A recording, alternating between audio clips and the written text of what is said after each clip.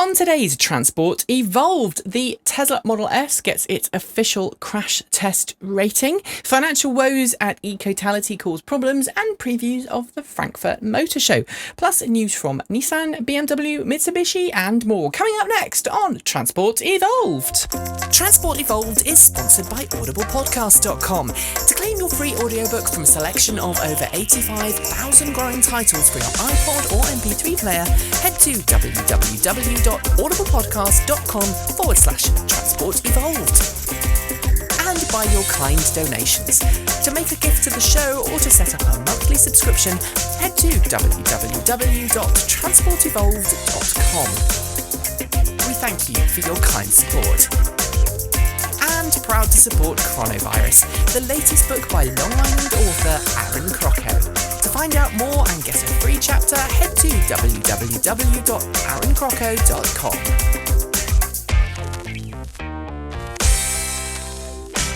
Good morning, good afternoon, good evening, and welcome to episode number 162 of Transport Evolved, recorded on Thursday, August 22nd, 2013. My name is Nikki Gordon-Bloomfield. And I'm Mark Chatterley. How are you this week, Nikki? I haven't spoken to you in so long. I am doing just great, thank you, Mark. I've had a lovely vacation, 2 weeks off. I hope no one missed us too much. How about you? You've moved. I've moved, not as in physical house, but I decided that me trying to work, do these podcasts, do my other podcasts, and run my business from a very small corner of my living room probably wasn't the best thing. So I have commandeered a bedroom upstairs as my new office. So I am here, and slowly I will be improving it. So at the moment, I am in a funny light situation, I admit. We were joking in the pre-show about Tales from the Crypt at the beginning. But Mark's new office is going to be great, and we have got some plans in the pipeline, haven't we, about Transport Evolved? We do, some very exciting plans as well. I'm very impressed. Without going into too many details, because Mark and I haven't had a proper production meeting yet, the plan is to change the day that we record Transport Evolved. The new show that I promised you a long time ago is coming, and we've got some other new shows in the pipeline too, and our aim is to try and introduce them periodically over the coming months, so we're not going to do it all in one go. It's just a slow transformation. Mark and I are doing this on a budget of zero, but hopefully Transport Evolve will become a network rather than just one show. It's going to be great. An expansion of Transport Evolved as a show and as a overarching brand, I think. Oh, that sounded very marketing-y, didn't it? It did. Good. But if you want to join in today's show, this is what you can do. You can go to www.tinyurl.com/Transport Evolved episode, Transport Evolved 162. You can also take part in the show by going to www.transportevolved.com/live. You can tweet us at Evolve Transport or Transport Evolved. I was trying to find my lower third. They'd gone walkabout. There you go. There's the show notes. And you can also find us on Mixlr. Of course, if you're already listening or watching, then chances are you've already found us. If you're listening to this as a podcast later, then you should know we now stream live on the internet with a radio streaming service, right, Mark? So both in video, which is through /live on Transport Evolved, and through Mixlr just as an audio feed, which works if you're someone like me who really doesn't have the proper bandwidth to stream videos. I have to pause YouTube videos and let them buffer. Yep. It's a brilliant service, so you can listen live. And actually, one of the people I saw in Scotland who put me up for the night, no less, Callum and his family. Thank you very much over near Aberdeen. Thank you very, very much for putting me up, and it was great to see your leafs and your farm. Callum lives in the middle of nowhere, and he's got his family. I think must be the highest number of leaf owners in the country, so shout out to them. Between them, they've got like 15 million leafs and an iMove. It's brilliant. Maybe that's a slight exaggeration, but hello to Callum and his family, and thank you for putting us up. But Callum uses the Mixlr version to listen to, and of course if you're in the car, you're driving, you can't really watch video anyway, so it saves and it streams quite nicely over 3G. So Mark, over the last couple of weeks, what have you been up to? Oh, blimey. I've not really had a lot of. I've been doing my work with people know my work, Zero Carbon World, and so it's been doing some big projects with that, which has been taking up a lot of my time. And other than that, I've been sleeping a lot. I've been, if people follow me on Twitter, I've had some fun with my health in the past 2 weeks. So Yep. I've mainly been doing a lot of resting and getting very jealous of your tweets about your holiday, I have to admit. Yeah, I must admit. Thank you to Orkney Crofts on Orkney. We stayed there for a week. Brilliant. I had a Volvo V60 plug-in hybrid. It did look amazing. It was a great car. We'll talk about that in a minute, but let's introduce our guest for the day. He's back. I think he was here a couple of months ago. The science officer for Plug-in America, Tesla driver. He's had a RAV4 EV, plug-in Prius, all sorts. Welcome to the show again, Tom Saxton. How are you, Tom? And Tom is muted. I don't know why. Oh, there you go. Hi there. Sorry, Nikki. I'm here now. How are you, Tom? I'm great. And because your fleet gets bigger every time we talk, doesn't it? So one of your kids now drives your plug-in Prius, right? I think you're thinking of Chad. Oh, it's Chad. That's right. Chad has one. Yeah. That's right. You don't have any kids, do you? Yeah, we're stable with the RAV, the Leaf, and the Roadster. That's right. RAV, Leaf, and Roadster. It seems like every guest we have from America has like 3 EVs at a minimum. It's amazing. I know, and I feel so left out. I've only got 2. It's not fair. So, Tom, what's been going on in Plug-in America recently? You've been doing more battery surveys, haven't you? Yeah, I've released Roadster battery survey results at the Test Live conference last month. And the Model S survey is ongoing. It's actually generating a lot of interest. I'm surprised that Model S owners are so excited about a battery survey this early in the life of the car, but they are. And yeah, and I've been very busy with National Plug-in Day, which is the last weekend in September. Mm-hmm. And so, yeah, that's been keeping me busy. We're hoping to do something big for that day, so we'll have to talk to you guys in America. We'd love to do something big on National Plug-in Day and celebrate it here in the UK too. Yeah, you should sign up on pluginday.org so we can get your pin on the map. Yay! We'll do that, won't we, Mark? Well, maybe we'll have to go in different directions, me and you. Yeah. Do something insane and clever and cool. Now, Tom, very interesting talking about the Model S. Now, there was a recent post, and I can't remember where it was now, saying the demographics of people who own Model S, and it was quite derogatory about the types of people who own Model S's, the kind of businesses they might frequent, what their habits might be. And it was very kind of atypical to what we think of as EV drivers. Now, obviously, you're doing the battery survey at the moment, which is quite a geeky thing. So do you think it's just the geeky EV owners who are taking part in this? In the battery taking part survey. in the survey, Yeah. you mean? Yeah. It's hard to say. Obviously, an EV owner has to be hooked into the online community to find out about the survey. So that's probably biasing results a little bit. But I think I'm getting a pretty broad selection of, EV enthusiasts and people that haven't previously owned a plug-in vehicle. And I definitely get people that are not technically savvy. I don't think I'm horribly skewed towards geekdom. It's going to be quite interesting to see, though. Go on, Mark. Because I suppose at the moment it's more about establishing a baseline, I guess, so that when you measure it in 2 years or 3 years' time, you've then got a baseline to measure it against. Is that what you're doing with the Model S's at the moment? Yeah. Well, mostly the Model S owners said, "Hey, we should start collecting stats," and I'm like, "Oh, I can do that for you." And yeah, definitely. I kind of regret that I didn't start earlier with some of the other vehicles to get some baseline stuff. So this is going to be super useful. And actually, there's already an interesting result out of the surveys. If I look at the average number of miles driven per year of ownership, it's around 9,000 or 10,000 miles for the Leaf and the Roadster and the RAV. But for the Model S, it's like 17,000 miles, which is more than even the average gas cars driven in the U.S. So the Model S owners are just driving the heck out of those cars. So what was it for the Leaf? Because I mean, I'm at 20. I was doing about 20,000 a year until we, as a family, were doing about 20,000 a year until we got our Volt, and it's gone downhill quite a lot now. But Yeah, it's about 9,000. there you go. Well, I know Leaf owners in the UK. We're doing more than that, aren't we, Mark? Yeah, I'm easily breaking 12,000 a year. It's probably slightly over that. It's one of the reasons I'm probably either going to have to pay extra to hand it back or just buy it outright because I'm driving it too much. Because it's awesome to drive. It is. It's wonderful and beautiful and fun. And we had a. I don't really want to talk about it too much because it's ongoing at the moment. But my wife got let down last night by a charging station, and it all turned a bit sour. But we'll fill in. We'll fill in that a bit later on. Yeah, I just looked at the numbers. Both the Leaf and the Roadster are about 9,800 miles Wow. per year of ownership. And then the original RAV4 EVs are about 8,900 miles, although I'm sure that's dropped because a lot of the RAV owners have since picked up another EV that's displacing miles for that car. Mm-hmm. But yeah, there's the Model S. It's 16,755 miles per year on average.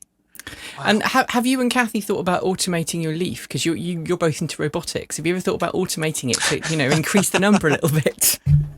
No, I've enjoyed reading about where all that technology is going, but yeah, we haven't started hacking the Leaf other than she installed a little LED light that comes on when we open the charge port door.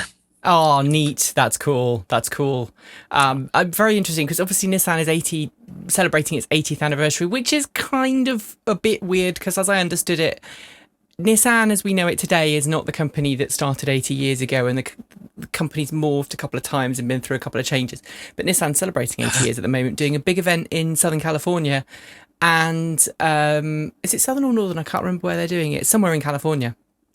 And they've got the self-driving Leaf there, which is great. So that'd be cool. Anyway, let's go on to the news of the past 2 weeks. Now, this is a selection of news stories. Some of them will be old news to some of you. Some of them will be new news. But first of all, and it's a really big story, the DOE has halted ECOtality's loan payments under the stimulus package that was announced to try and help kickstart electric cars and electric car infrastructure.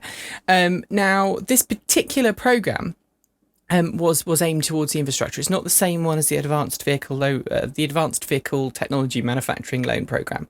This is a slightly different one.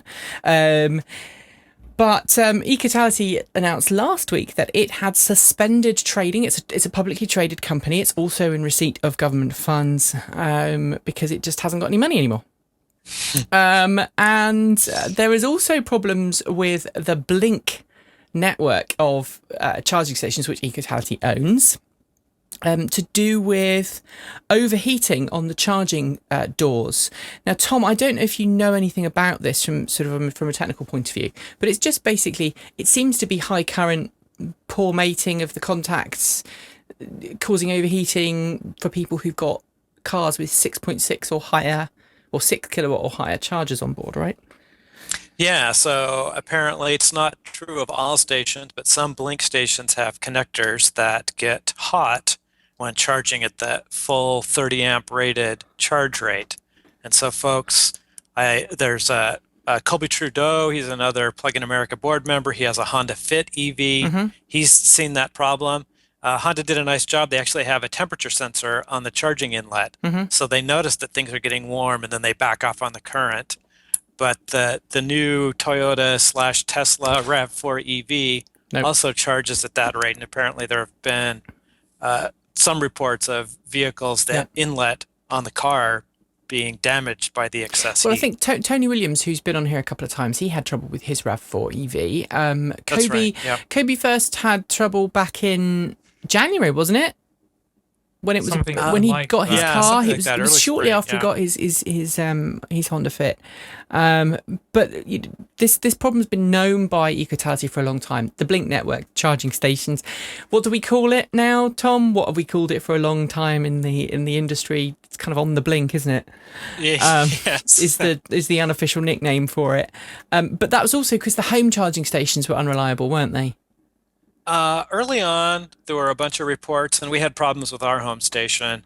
And actually, I've been saying that since spring of 2012, we've been pretty stable, but actually we had it wig out and not charge our car one night a couple of weeks ago, and it's since recovered. But I'd say the home charging stations have been pretty darn reliable, but there continue to be problems with public stations. Well, these public stations require fixes, and there is an estimated 12,000 charging stations it has installed. Blink in the Blink network, ECOtality needs to go around and check each of those connectors, make sure that they are all compatible. But of course, it has no money anymore because it's run out of money. And it's filed Form 8K with the Securities and Exchanges Commission in the US. And so because he has no money to fix this problem, it's just lowered the current on all the charging stations. Now, the forum in the chat room, they're saying, ECOtality has laid off a large number of its staff. I've tried reaching out to ECOtality a couple of times in my line of work as a freelancer and say, hey, what's going on? And the answer back is generally silence. So things are not looking good for ECOtality and not looking good for the Blink network. This comes at the time when Blink has started introducing this $5 fee in Washington State. Right, Tom? Yeah, that's For right. rapid Washington charging? and Oregon. Yep.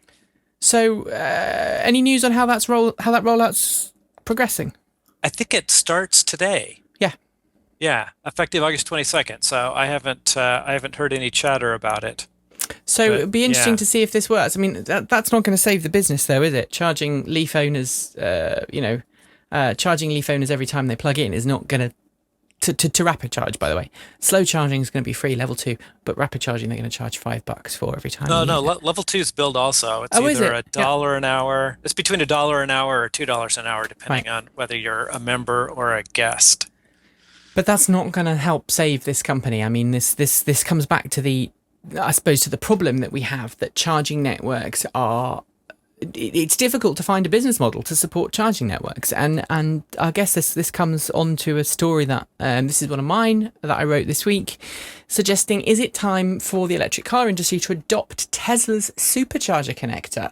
Because Tesla seems to be the only company right now that's making charging work in any way, shape, or form. We've got level 2 charging stations. I disagree with that. I think Great. ChargePoint's doing a great job.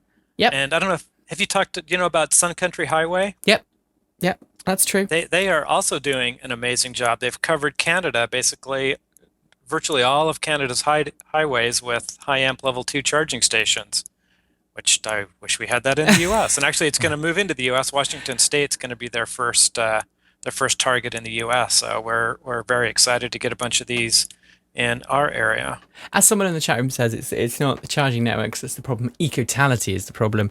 I'm not sure I agree that ECOtality is the problem, because when you bring in the British companies, we see the same thing happening over here with semi-unreliable chargers. And we should probably put your things. Disclaimer hat on there, Mark. Yeah, my disclaimer is that I do work for a charity that puts charging out that we don't charge for. It's in exchange for being a customer at a location. But I mean, it doesn't. I can be impartial in the sense that if you sit down with a pen and paper and try and work out how much money you have to charge each person who comes up to make it a viable business, you very quickly get to a figure that people won't pay for the charge.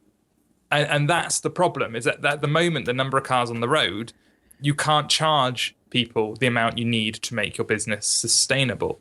And so that's why Tesla has this kind of easy, in the sense that they own everything. They own the car, they own the connector, they own the charging stations. It's part of the package when you buy the car. Whereas when you buy a Nissan Leaf in the UK, and I imagine in the US it's the same, you don't get automatic membership of any of the charging networks. Nissan isn't invested in any of the charging networks. So there's this disconnect between you and how you get your power, which is a replication of the gas model, the gasoline model, but it doesn't quite translate because electricity is so cheap.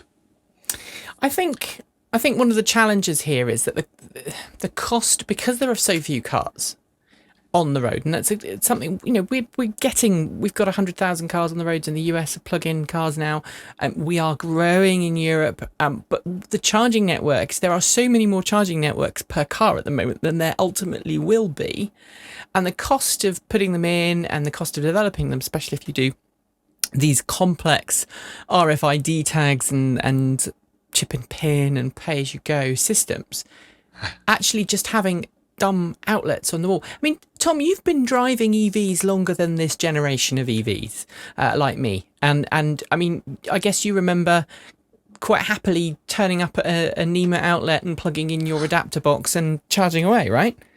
Oh, definitely, yeah. And I think you've identified the problem. I don't think it's difficult to find a business model that makes charging work. It's just that having a super expensive network charging station that bills for the use of the station is not the right business model for everyone. I mean, for example, hotels that put in early charging stations, they put in inexpensive charging stations that are incredibly reliable, and they attract customers and get business.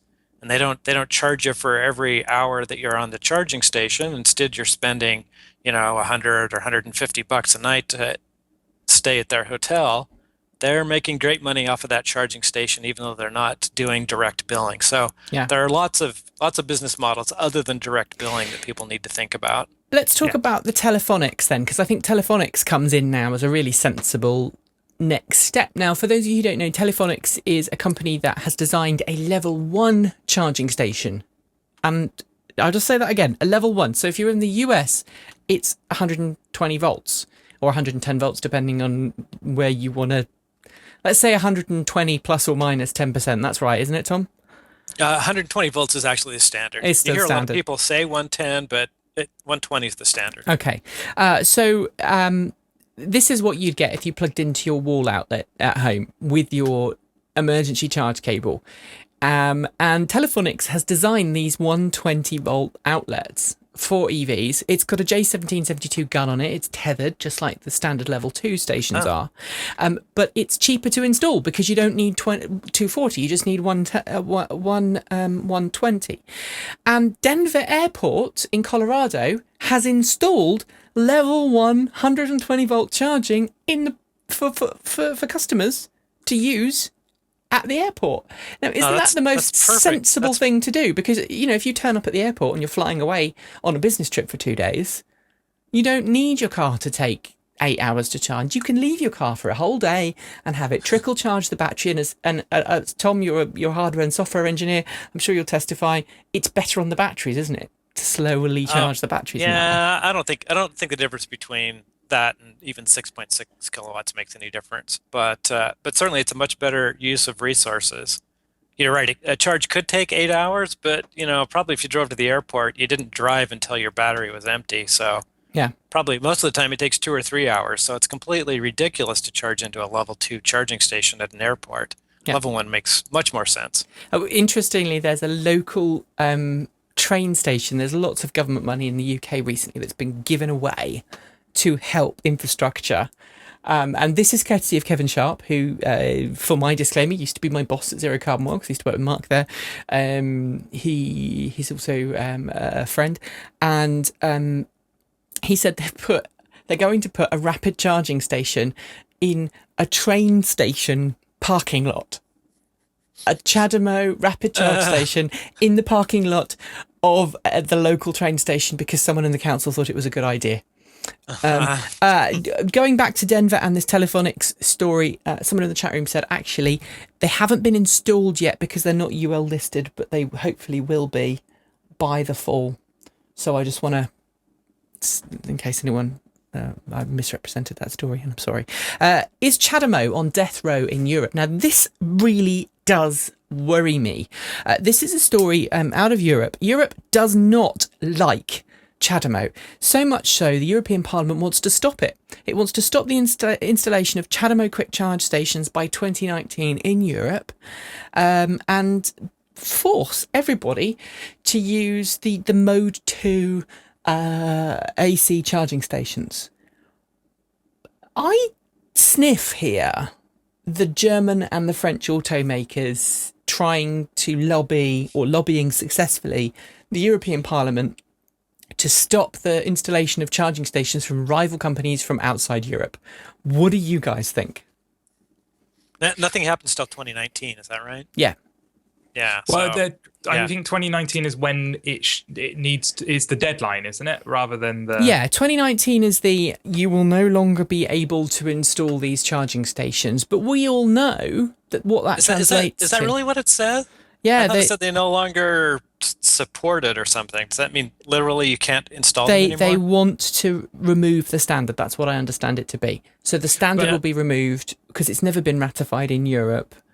But the argument is that it's an agreed standard doesn't mean that you can't do something or you can only do something. Just like Type 2 charging is the standard, we still have Leafs selling in this country with Type 1. We still have many cars with Type 1. So people can not follow the standard. But obviously when something is standard, there's a lot of pressure put on councils and governments to go with what the agreed standard is. But I mean, by that point, by that 2018, 2019 point, charging at 50 kilowatts is going to be pathetic. It's going to be ridiculously slow. I mean, can you imagine charging a Model S nowadays on a CHAdeMO? It's ridiculous to think of that as a rapid charge. So I think by that point anyway, we'll be on to different technologies, and what will happen is that come into effect, but we're already on a different technology anyway, and their claim that the combo charger is now the standard, but we'll be off on something even better. You see, this is where I'm worried. I mean, this is the actual, one of the rules reads, direct current DC fast charging recharging points for electric vehicles may be alternatively equipped with connectors of type CHAdeMO for a transitional period ending 31st of December 2018. So basically after that point, no one can put CHAdeMO stations in. So that will mean that the car makers will stop using them. But this is where I have the beef, okay? I've got a 2011 Nissan Leaf. Okay, 2018, 2019 seems like a long way away. I would say most modern cars happily live 10, 12 years. And there are people on my street driving 15, 16, 17, 18-year-old cars because they are lower income, or they like the older cars, or they are the kind of people who just enjoy driving the cars until they're dead. I've got several friends who bought a car brand new. One of my friends, an example, he bought a 2002 Land Rover, and he intends to drive it into the ground. And he's talked to me about converting it to hybrid technology and drivetrains and tweaking it for an engineering challenge. But he still wants to continue to own that vehicle. Now, cars like the Leaf, the Mitsubishi i, the Peugeot and Citroën variants of the i, these cars will still be on the road in 2018, 2019. Does that mean that the retail value of those cars, it's just essentially, at that point, no one's going to buy one because they're going to go, well, I can't get anywhere because if these charging stations break down, no one's going to bother repairing them. Tom, I know this happened already in the US with the RAV4 EV paddle chargers that used to be on the older RAV4 EVs. Am I overreacting to this? Is this something that can just be transitioned with some careful engineering along the way? Well, I think there's a big difference. The RAV situation, there were about 300 RAVs in private hands and maybe another 900 in fleets. So the fleet cars are probably getting charged at their base station. So there's a tiny, tiny number of vehicles that use those legacy stations. On the other hand, I could imagine by the end of 2018, there might be 1 million Leafs or a couple of million Leafs using CHAdeMO on the roads in Europe by then. So yeah, good luck making all those stations go away overnight, unless the other automakers that are championing the SAE connector, come through with a significant number of plug-in vehicles. I think the only option really is to have multiple connectors on a charging station, or to give the option of having, as Mark has said in the past, 3-phase AC charging, but to actually offer retro upgrades for people who need it in older vehicles. I mean, I'd buy one. If I knew there was one available, I'd buy it if it was a sensible price. Mark? Yeah, I think for the speeds we're talking about at the moment, which is the up to 50 kilowatts, I believe that AC is going to take over a large chunk of that market, and DC will become much faster. What Tesla refers to as supercharging. You're going to see DC charging stations giving out over 100 kilowatts, and so that's where my brain is in this. I think CHAdeMO is going to be seen as too slow anyway. By that point, I hopefully will have upgraded my Leaf to be able to do almost the equivalent in AC. And so I'm going to want DC charging that's 3 times as fast. That's, I guess, where I am with it. So I don't see it as a big deal. I think the automakers are seeing it as a bit of a coup. Let's get the Frankenplug. Let's get that made the standard, and our cars will do so much better. But I don't think the standard's going to have that much impact on everyday use. It's also worth noting that the Model S in Europe, which went on, which is being rolled out now in the Netherlands, has a Type 2 connector. It's capable of three-phase charging. It uses the same Type 2 connector found on a lot of European brand EVs, and it's modified to allow it to use the superchargers, but the superchargers in Europe have different connectors on them. Interesting. Let's go and listen to Mr. Aaron Crocco.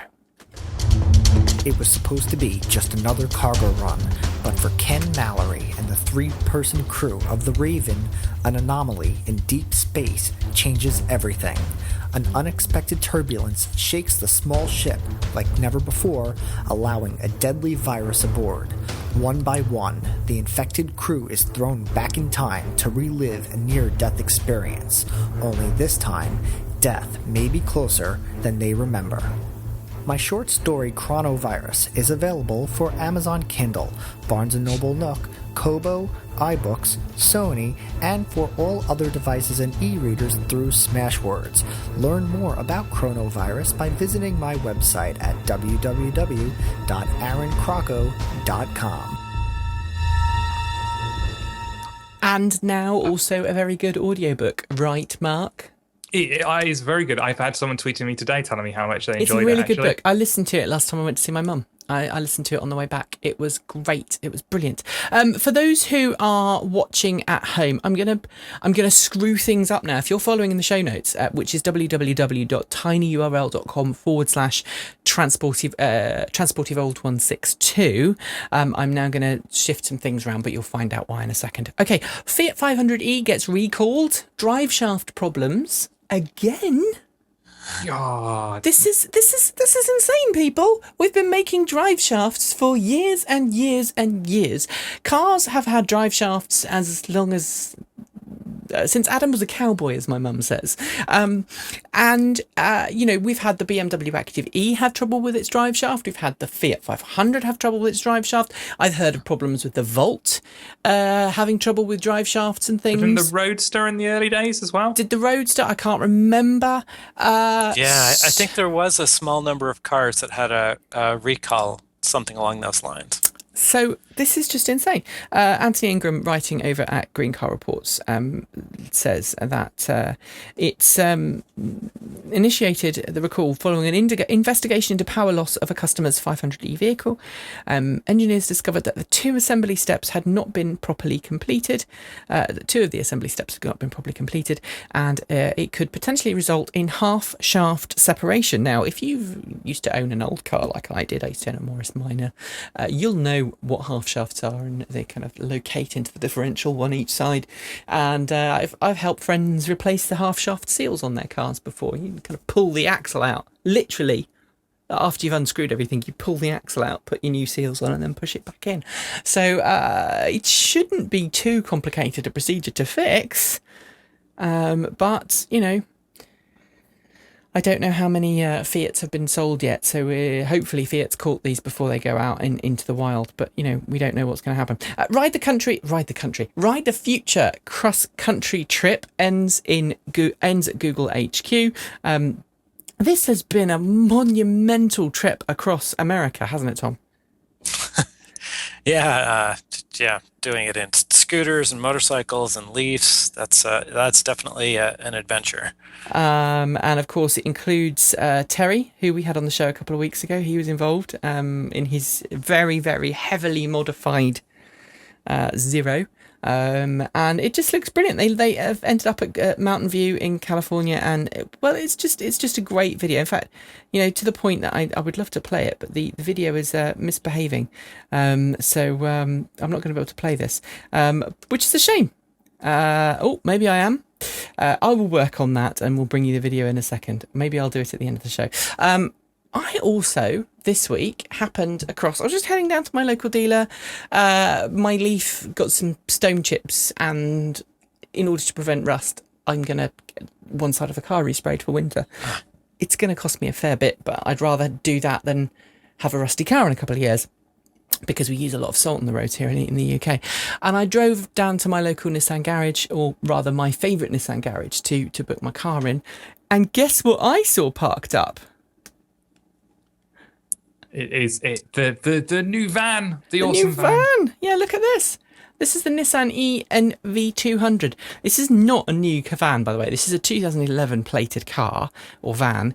It used to be, I've got a picture of one of this same vehicle with the same plate, wearing British gas livery. And I think it was also with FedEx for a while.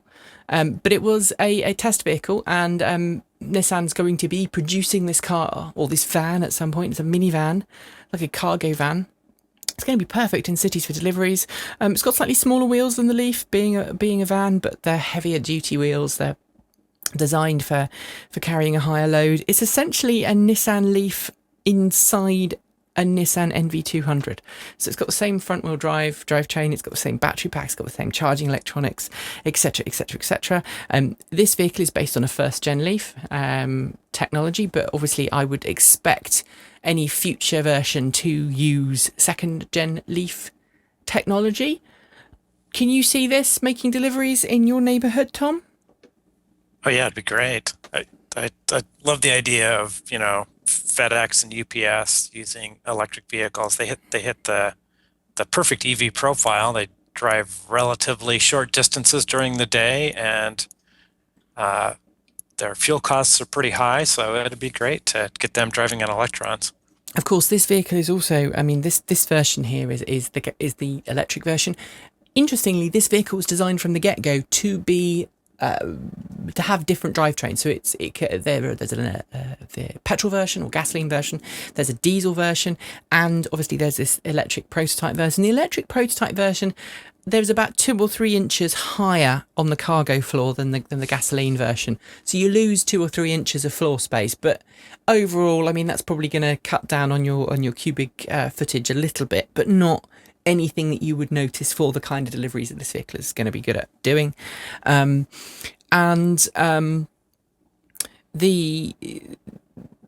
think it's going to be a great vehicle to drive. I spoke to I wasn't allowed a test drive, unfortunately, but I was told that it drove like a Leaf, like a first-gen Leaf. So that's going to be good. And I would guess with slightly smaller wheels, it's going to be a little torquier. So it might even feel a little sportier when there's nothing in it. I know certainly that the Renault Kangoo feels quite sporty when it hasn't got anything in it. So there we go.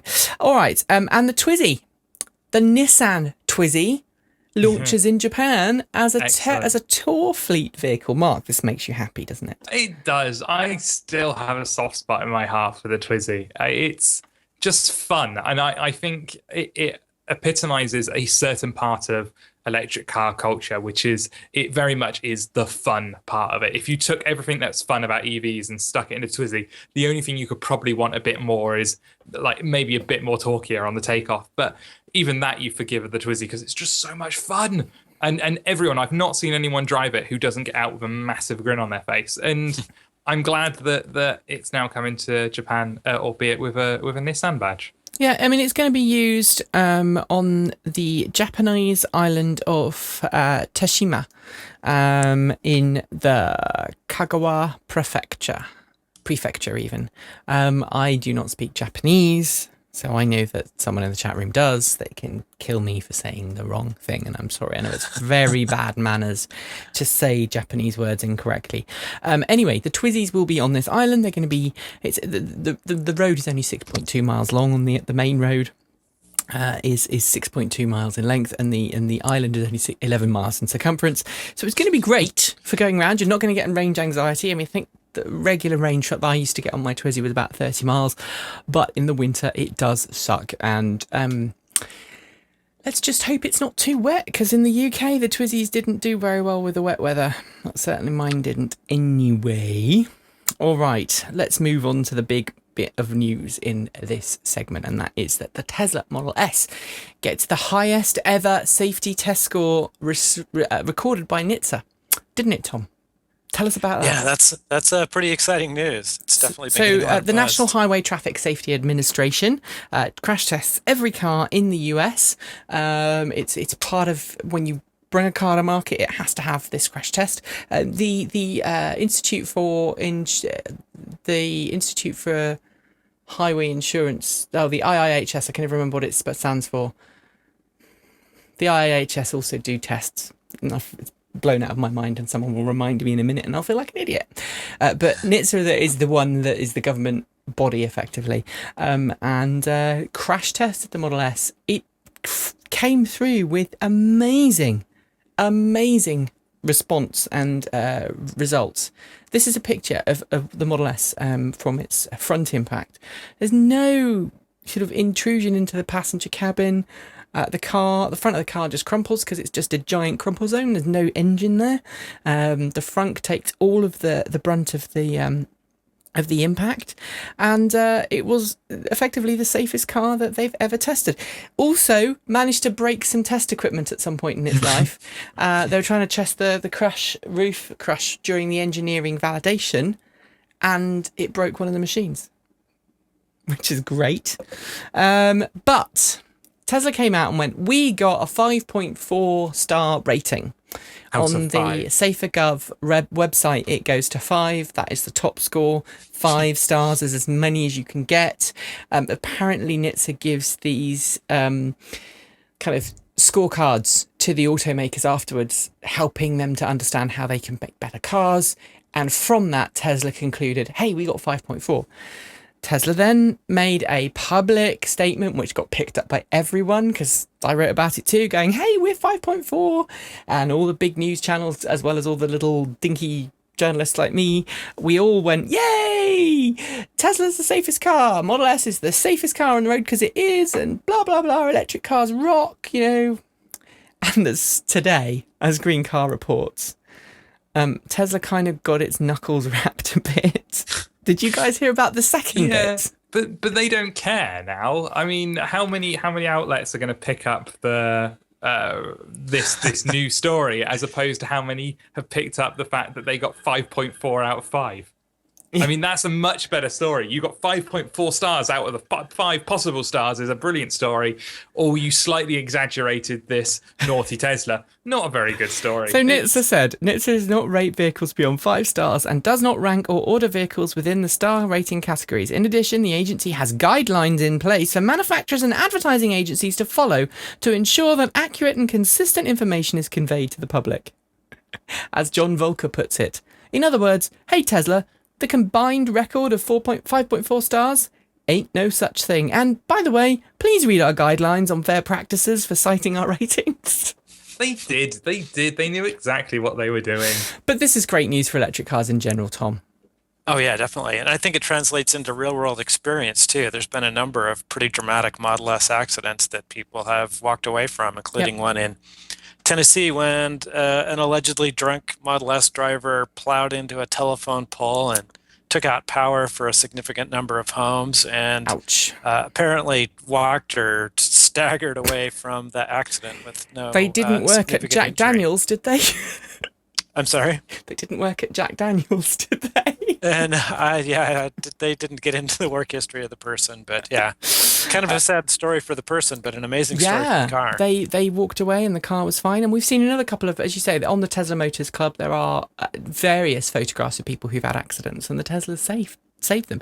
And in fact, as Tesla points out, not one Tesla Roadster, not one Tesla Model S has ever caught fire as a result of an accident, has ever killed anybody. And there's been no significant permanent injuries as the result of a crash. Is that right, Tom? Is that what you understand as well? I have not heard of anything to contradict that, and I assume Tesla would know what they're talking about. Yeah, well, Musk said the car was it was designed to be the safest car, and I think, despite what Nitsa says, I think it's a score there for EVs in general. Other scores for EVs in general, and I'm going to skirt around this because I don't want to talk about this too much. And I wasn't going to talk about this until he made a post. For those of you who watched our last show will note that the wonderful Tom Mologney was on. Tom being one of the East Coast's biggest EV advocates in New Jersey. He's been driving electric cars for a long time. He has had a Mini E, and after his Mini E, which I think he drove over 100,000 miles, he then switched it for an Active E, and he's also hopefully at some point going to get another electric car after this. Last week, Tom was involved in a rather nasty accident, the details of which he details on his blog, and the link's in the show notes. So I'm not, as I say, I'm not going to recount what happened to Tom. I don't want to, confound matters until the insurance company and everybody has been taken care of. But this is a picture of his Active E. It hit something, and the whole front end of the car, destroyed. Tom is fine. He is recovering at home. He was in hospital for a number of days, I believe. Please forgive me if I've got this wrong. I understand he was in hospital for a while. He is also wearing a back brace at the moment. But he walked away. Well, crawled away. And he is fine. And there was no fatalities and no major injuries. So it proves that electric cars are safe. Read his blog post. He talks very funnily about he was in the ambulance and someone came over the radio and said the car's on fire, which made him panic, and it turned out that it was nothing to do with the accident that he'd had. It was another car that was a petrol car that had been involved in another accident at the same time in the neighbourhood. So it wasn't his car. His car is fine. Well, it's not fine. It's being looked at by engineers from BMW, who I'm sure will learn a lot. But Tom, get better soon. Please look after yourself. I'm sure that everyone here, both in the Transport Evolved family and also the viewers and listeners at home, send you their very best and thoughts and prayers and best wishes. So please get well soon, and hope to see you back in EV soon as well. So and thank you for being a crash test dummy. Really, you don't need to. That's why we have Nitsa. Let's go to our ad break now. Mr. Mark Chatterley, would you like to tell us about Audible? No. Yes. Sorry. Yes. Audible. Audible is a lovely website. I can't trying to find. Could it stand for? Enjoyable. Sorry? Economical. Economical, yeah. What was Enjoyable. that? Enjoyable. So we could think of enigmatic. Enigmatic Model E. Tesla enigmatic. That would be brilliant. Here's a true story. I did GCSE music. For those of you who don't know, I used to be a musician. At high school, I did GCSE music, which is, how do you explain GCSEs to a non-British audience? They are. I end up using like the Harry Potter thing. GCSEs are just it's our standardised test for children up until the age of 16. But it's not your graduation test, because those are like your A-level ones. But it's like, anyway, my GCSEs. I wrote a piece which I couldn't think of a name for. And it was a bit of electronic music, and I wrote it and I recorded it. And then the day I was due to hand it in, the teacher went, "What are you going to call it?" And I went, Enigmatic Illusion. Thinking, oh yeah, I've come up with this really awesome name. No one else is going to choose it. And there's another girl in my class who played the flute, and she just face palmed. And I said, "What's up?" She said, "My piece is called Enigmatic Illusion, and I thought it was a really cool name, and I've known it for weeks." So there we go. So Tesla Model E. It's been trademarked, and Tesla said this week also, Elon Musk has said today in fact, that Tesla is going to expand its factories. It needs more. It's going to follow in the footsteps of other major automakers, and it's going to start building cars in regional markets. So it's going to try and put a factory somewhere else in the US. It's going to try and put one in Europe, one in Asia. In fact, the Europe one is almost kind of open already, because they've started assembling Model S's in the Netherlands now, haven't they, Mark? The first car started rolling off today. They're not made from scratch, but they are put together, which is very similar to the completely knocked down concept of the 1950s and 60s, where cars were shipped around the world. We used to do this a lot in England. We used to have the Morris Minor shipped around the world in completely knocked down format, and then it was just assembled wherever it ended up. And they would very often put local wheels on, or they'd change this part because they couldn't get it locally. And then you end up with all these slightly different variants of the cars. Now, I don't think Tesla's going to do that. I think it's going to stay with the original design. But it will lower the carbon footprint, won't it, Tom? It will lower the carbon footprint significantly. It will also make the cars cheaper to own because you're not going to be paying for shipping. And so it's going to benefit everyone in the end. What do you think E is for then? Do you think it's a third car, Tom? It certainly fits their naming scheme, which I got to confess I'm not super enamored with. People have so much trouble with Model S. They call it the S model and the S car, and I mean, yeah, it doesn't stick very well. And then Model S and Model X sound so much alike. It's like, can't you guys do better than this? So yeah, I'm not excited that they're continuing, but I guess it does support branding. It's got to be better than Hyundai. They've got the Tucson, the what other ones have they got? It's like names of Arizonan cities, just bizarrely. They don't call it the Tucson in America. I think they call it the I-30 or something, or I-35. But that's much catchier. But Sedona, thank you. Santa Fe.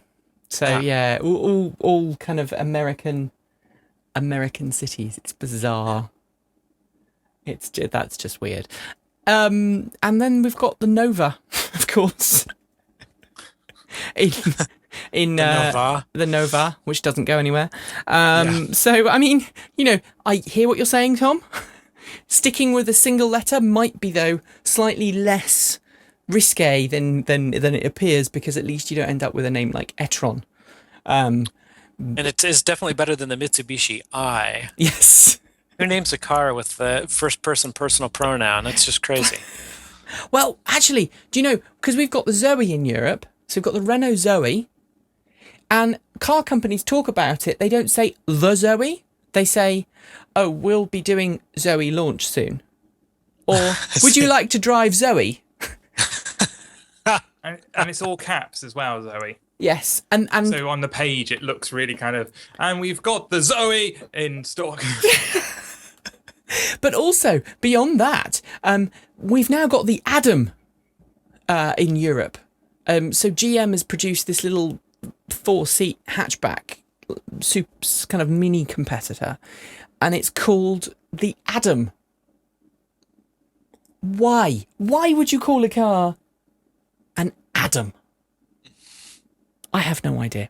Anyway, we've really gone off on this little rat run now, and it's kind of losing. While we're on the subject of Europe, let's talk about the Frankfurt Auto Show, which is happening in a couple of weeks' time.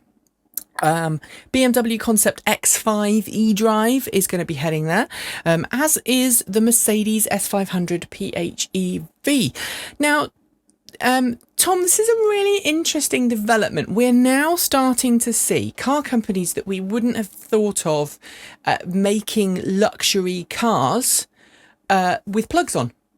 So they're car companies that have made a name for themselves for luxury, large-engined, powerful SUVs and sedans, and now they're putting on a plug and a battery pack and a motor so that they can basically pass emissions tests. Am I being too cynical about this? Yeah, we've seen that with a bunch of SUVs in the US where they put that on and maybe it enhances performance a little, but it has, on a lot of them, a pretty small impact on fuel efficiency. So it's, it's kind of a greenwashing effort for a lot of those vehicles. And I don't know if that applies in this particular case, but yeah, just because it's a hybrid doesn't mean it's actually giving you the benefits that you associate with that. Well, it's an interesting one. I mean, BMW says, for example, the X5, eDrive, I think is what they're calling it, isn't it? The X5 eDrive concept will have a range of 19 miles, which is plug-in Prius territory. it's a concept car. Why don't they just do what everyone else does and says it has an electric range of 9,000 miles and will recharge in 4 seconds? Yes, concept It's a cars you can be car. completely out of the park with, and no And one everyone cares. is. Why say 19 miles? It's bizarre. Fuel consumption of 62 miles per gallon, US. 3 PHEV modes, one that operates the system automatically, or an all-electric mode, and a save battery mode to preserve the battery state of charge. Now, this one is why. It's so that you can drive into London and go, hey, it's a plug-in car. See?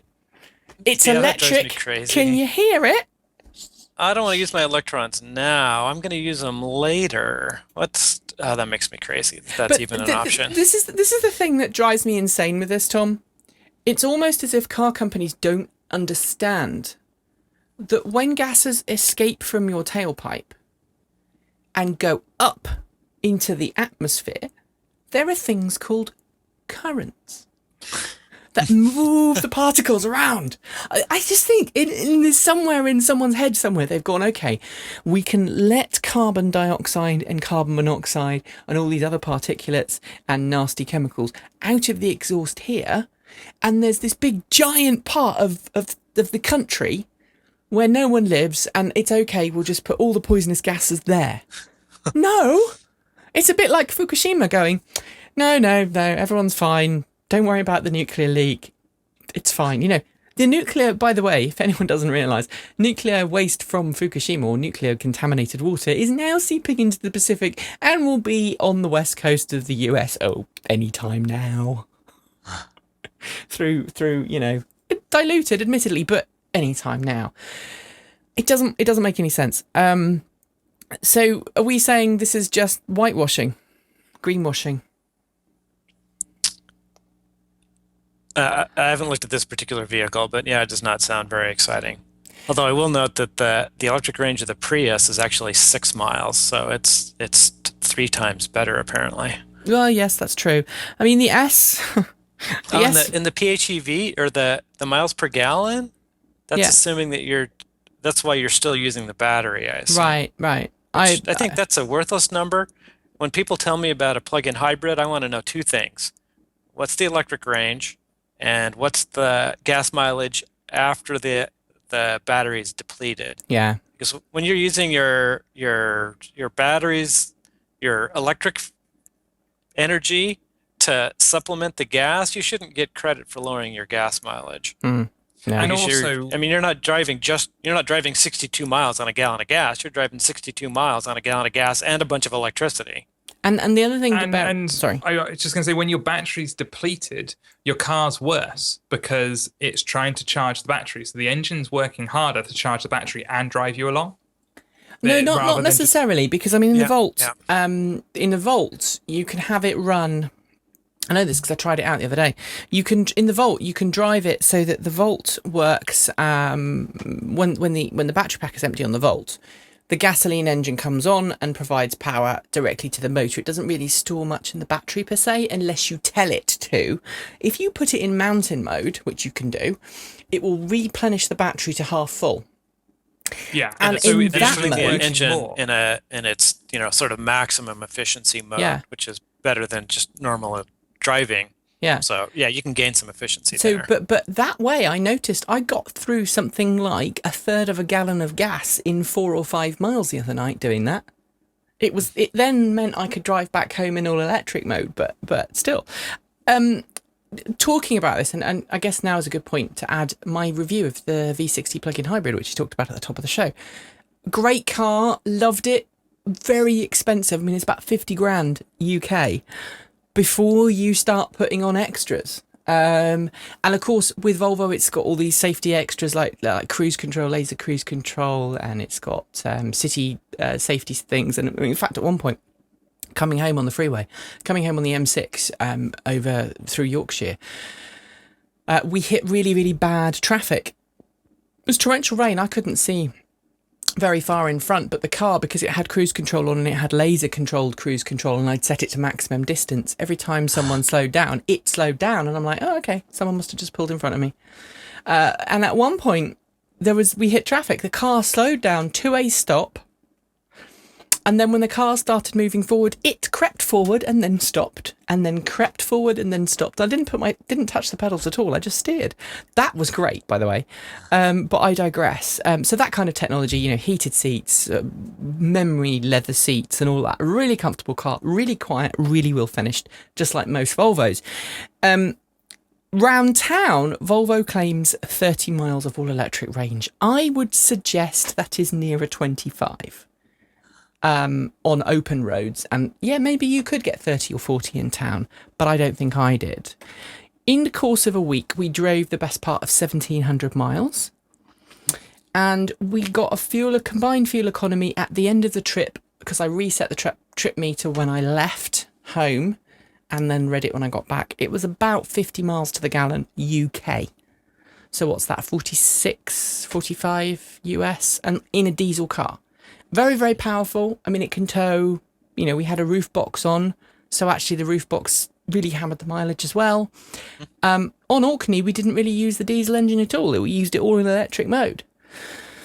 So cars like this, I mean, that's almost twice the range of what the S500 plug-in's probably going to have, and this X5 eDrive. It's interesting because I'm kind of going against what I generally say, which is these cars with low electric mileage are useless, but they work under one condition, I think, which is that people start buying cars for set purposes. So if someone knows that most of the trips they do in a day is 15 miles, they take the kids to school and back, and they go to the shops and back. If they buy one of these cars, it makes perfect sense. And then they've got the option for the longer journeys that they do every other week. But to buy that car straight off because it's more eco than another one doesn't necessarily make sense and isn't necessarily the right way of looking at it, because they could be actually polluting more by choosing that car. It's interesting you say that, because I had a Volvo D2 diesel V60, identical car. Instead of having a plug-in hybrid drivetrain, it had just a standard D2 engine. It's like a 2-litre engine in it, or 2.4 litre, I think. And I got 58 mpg out of it over a week. I drove much less, but I got 58, and that was including town driving. And on my trip, because I was doing all the freeway driving and I only recharged it sort of twice on the way up and none at all on the way down. I mean, we did a 15-hour pretty much straight drive back, which is over 700 miles. And we still got around 50 mpg. If we did live less than 30 miles from work and there was charging at work, then you could see it makes sense. Or if you lived, I mean, most people do live within 30 miles of work. Most people, I mean, in the States, what's the average in the States, Tom? 78% have a round trip commute under 40 miles. Right. So that and would, the average is around 20 or 30, somewhere in that so neighborhood. that would serve most people's needs. It can tow, which no other electric car can, legally in the UK. I know in the US it's slightly different, but in the UK no other car is type approved to tow that's electric. It's got a really powerful engine, very good handling. So I guess what I'm saying is, around town it drives like a proper electric car. It felt more powerful than the Prius, much more peppy. It accelerated nicely. It did have a limited top speed in electric of 65, and then the diesel engine kicked in. But that said, it's also got all-wheel drive, so it was kind of like it is, I think, so far the best plug-in hybrid I've driven. And I've also decided after driving it that the Volt is definitely not a plug-in hybrid. The Volt is definitely a range extended electric car, and I prefer the Volt's generally operation as a car with an engine compared to the Volvo. But if you want a car that does all those extra things and is a wagon, because it's a wagon, then it's a great car. Talking about other PHEVs, Mitsubishi Outlander starts production. Yay! After 5 months. Are we worried about Mitsubishi still? I'm hoping that the delays, because of the delay, because there's two things that could be happening in Mitsubishi right now, which could be upper management is going, just get it out, or they can be going, there's been a couple of major issues, let's double check that every car is perfect. So I think one of two things is going to happen is either in 6 months' time we're going to see a huge number of recalls, or in 6 months' time, they're going to be one of the most well put together cars on the market. And I don't think there's very much middle ground in between. That's my prediction. Well, it's going to be interesting to see what it's like, because that was the car I had originally thought maybe I could take up to Scotland with me, but obviously it's not in the UK yet. Let's move on. The EV1, the granddaddy of all modern electric cars, the EV1. Obviously only about 40 are still in existence, and they've all been crippled.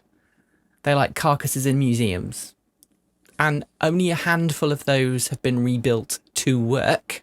They were donated to museums and to universities, intentionally crippled by GM. A handful will now work. One, in fact, was rebuilt using original GM parts, wasn't it, Tom? Yeah. And did some driving against the will of GM. There is now one that's turned up in Missouri, Missouri University of Science and Technology. And it's in a bad state. It's looking very, very sad. As Jalopnik discovered this week, this is the picture of the car. And it's got drawn things of body parts in it, because that's what people do when they find a dusty car. Puerile minds and all that.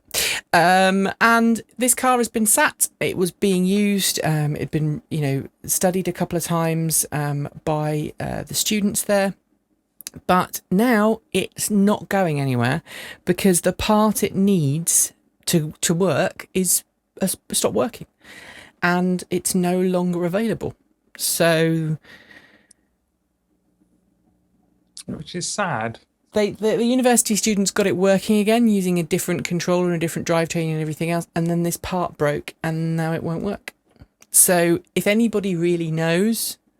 And they were building, I think, an autonomous vehicle as well. I think they were trying to build like an autonomous self-driving car. So if anybody knows... Sorry, Tom? It's sort of. I mean, you could drive it and it would record what you did, and then it played that back. Yes. I would not call that an autonomous vehicle. No, that's not. It's what do you call that? It's not. It's an action replay on your trip to school and back. Yeah. It's so that and it's assuming that there's no traffic, etc., etc. It's exactly. Like a what do they call those? There's a special Ghosts. Term for it. Yeah, maybe. In computer games, we'd call them ghosts. You call them ghosts. But anyway, it ain't going anywhere because it's broke. So if anyone's got an EV1 part that these guys happen to need in their back shed, I don't think they probably will, but there we go. And finally, on the day that Chelsea Manning is sentenced and the Snowden story continues to rumble on and on and on, a Chinese EV company has patented the name Snowden. A small Chinese electric firm is currently seeking permission to name its new electric car technology Snowden. Snowden, named for the former US intelligence contractor now in political asylum in Russia after leaking top secret mass surveillance details to the press, says Green Car Reports. According to the International Business Times, the Hong Yang Long Shang wants to trademark the name Snowden for its top secret electric car tech currently in development. That's cheeky. But hey, and that's a cool name. Could backfire immensely for them as well. I don't think China has to worry about that, really. I really don't think China has to worry about that. Anyway, that is it for today's show. It's been a nice short one. Tom, thank you very much for joining us. What are you and your partner up to in the coming months? Well, I'm going to be speaking at the Plug-in 2013 conference at the end of September, early October. So that's kind of exciting. And Kathy and I are we're doing all the website stuff for National Plug-in Day. So woo! Are you guys building any more robots, doing any more robot judging this year? Actually, we're also building the website to volunteer or to register all the volunteers for all the first robotics programs in Oregon and Washington. So that's actually keeping Kathy busy at the moment. That is awesome. I have to ask you guys: has there been an interest? Has interest in robotics increased in recent years? Oh, the first robotics program is growing consistently at a rate of about 30% per year, which is awesome and exciting, and a big organizational and infrastructure challenge. That's going to be brilliant. That's going to be brilliant to see. I just think it's great that kids are getting into robotics and learning and developing some incredible things. And this week I saw someone's 3D printing a humanoid robot. Nice. And it was on Make magazine. They're printing this humanoid robot with hands that can hold things, and it can have eyes that can follow objects. And you think 5-10 years ago, this kind of technology was the fact of science fiction or really, really expensive computer labs in places like MIT and research institutes all around the world, and in Japan, and Asimov, etc., etc. But these now are becoming everyday things. It's brilliant. Yeah. Mark, what are you up to this week? This week, tomorrow I am cutting all my hair off for charity. So are I will you no completely longer shaving like from head to toe? No, just my entire head except for eyebrows. You should do the eyebrows too. No, I might do if I raise over £1,000, and I'm at 700 at the moment. So okay, so give people the URL for your. It's something along those lines, which was virginmoneygiving.com/Nufkin. Okay. And basically, it's for the liver charity for people who have the same liver disease as me. Cutting off all my hair, which is why I've been growing it. But in the process, I'm going to go through as many different haircuts as I can. And I think I've got about 15 different haircuts lined up. So it should be a nice, fun day tomorrow. And I might turn up, you never know, I might turn up in the middle of the day and brandish the clippers for the Transport Evolve crew. I reckon that would make a really good video, wouldn't it? Oh God, Cameron, you see what stage I happen to be at. What time is the shearing commencing? We're starting about 1:30, and I think we'll be finished about 6-7ish in the evening. I might come along and bring my kids and cause havoc. Excellent. That really is it for Transport Evolve. Thank you for watching. Thank you for listening. Keep abreast of the developments over the next couple of weeks and months as we change the show. Don't worry, nothing's going away. You're just getting more stuff, and some of the days are going to change. Another kind of change is I've made a decision that I am no longer going to edit the show after it's recorded. Because in the last couple of weeks and months, I've made some stupid post-production errors, and I've decided that editing the show, both audio and video, needs a clear head and a cup of coffee. So I'm going to be doing it in the morning after, which means that you now may not get the show until the show's recorded on a Thursday. You may not get it until Friday evening in the UK, or even Saturday morning if you're in the UK, but you should get it by the end of Friday if you're in the US, just because it's easier for me that way. And I don't make any silly mistakes. And if I do, you can hit me. There you go. In the meantime, don't forget to follow us on Twitter. You can use @EvolveTransport, or you can follow me on Twitter. I am @AMinerJourney. Mark is Nufkin on Twitter.